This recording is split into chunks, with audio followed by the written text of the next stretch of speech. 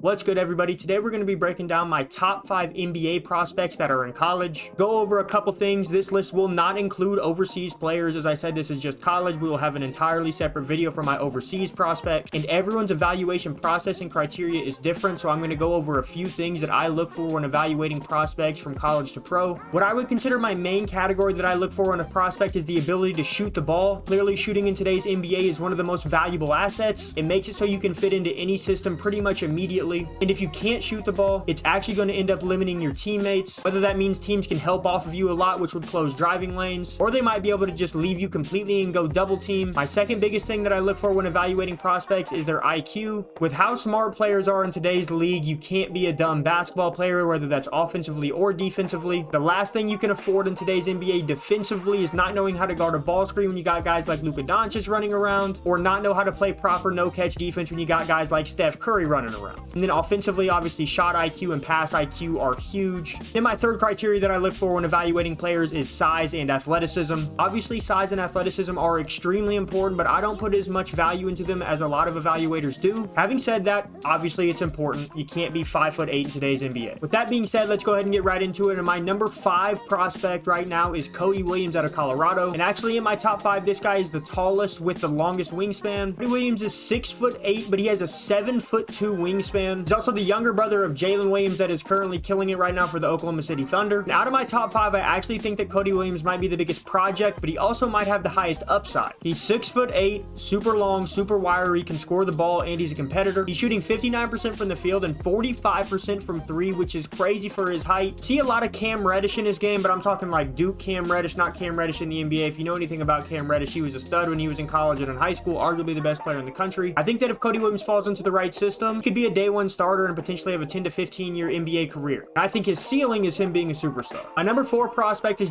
Walter out of Baylor. The 6'5" shooting guard has been lighting it up and been arguably Baylor's best player. And I think that if Baylor makes a run in the NCAA tournament and the Big 12 tournament, it's going to be because of him. But if anybody in the country besides Rob Dillingham, Walter can probably get the hottest. But the problem with Walter is just like he can get hot, he can get really cold. He's only shooting 38% from the field and 34% from the 3-point line, which is kind of concerning. And I think a lot of that has to do with his shot selection, so that kind of goes into IQ. But also his shot form right now is a little loopy. I think if he tightens it up a little bit, it'll help him a lot. Having said that, though, I think he has the perfect physique to be a 3-and-D player in today's league. He has the slashing ability to be a real contributor on offense, whether it's getting to the basket and scoring or getting his teammates involved. Coming in at my number 3 position, we have Sheppard out of Kentucky, and I almost put him number 1, and I was really debating it because I think he might be the best pure basketball player on this list. He might be the best competitor on this list. He might have the highest IQ on this list, but 6'3" kind of scares me, strictly just because he's not uber athletic. I mean, don't get me wrong. Obviously, he can dunk and keep his man in front of him and be a solid defender. And actually, he can be a game-changing and saving defender. Some of the late-game blocks that he's got,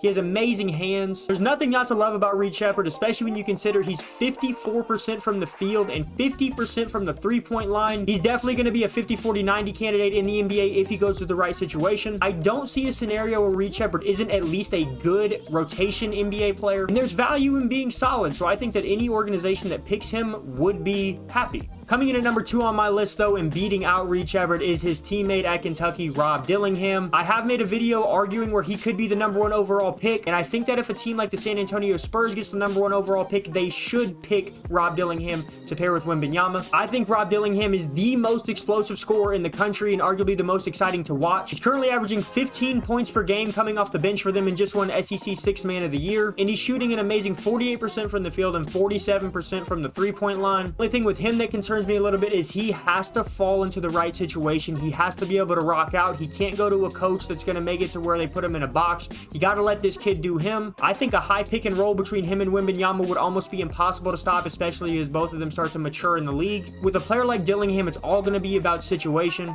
I think that he has the potential to be the next great Kentucky guard in the NBA. The list is long, and that's why he's number 2 on my list. But number 1 on my list is going to be Dalton Connect out of Tennessee. I don't know why this guy isn't talked about more in terms terms of being a top 10, top 5, top 3 draft pick. The more I watch this guy play, the more I love. I started this year not knowing too much about him, but as I've watched more college basketball and Tennessee play a lot this year, this kid's unstoppable. He's averaging 27 points a game and almost 5 rebounds a game and shooting 47% from the field, 37% from the three-point line, and 81% from the free throw line. He's a gamer. He has multiple 30-point games. He has a 40-point game that he's coming off of against Kentucky. I think people are scared of him because his age, because he's not a freshman or a one-and-done player. I mean, what are we talking about here? He's 21, maybe 22 years old. So maybe instead of having 12 great years in the NBA, he's only going to have 9 or 10. Me, 9 or 10 great years with a guy that is more proven might be better than 12 great years with a player who you don't really know what you're going to get, or they have a lot to work on. Dalton Connect's game is really polished, and of course he has stuff to work on. I think defensively he could tighten up a little bit, but he has all the tools with his 6'6" frame and long arms to be a good defender in the league. He's a big shot taker, big shot maker, and I think he has the potential to lead Tennessee to not only a Final Four, but a national championship. But let me know what you guys think of my top 5 players, if you agree, disagree, if I left anyone off the list, or if anyone on the list should be higher. Thank you guys so much for the support though, and I'll see you guys soon.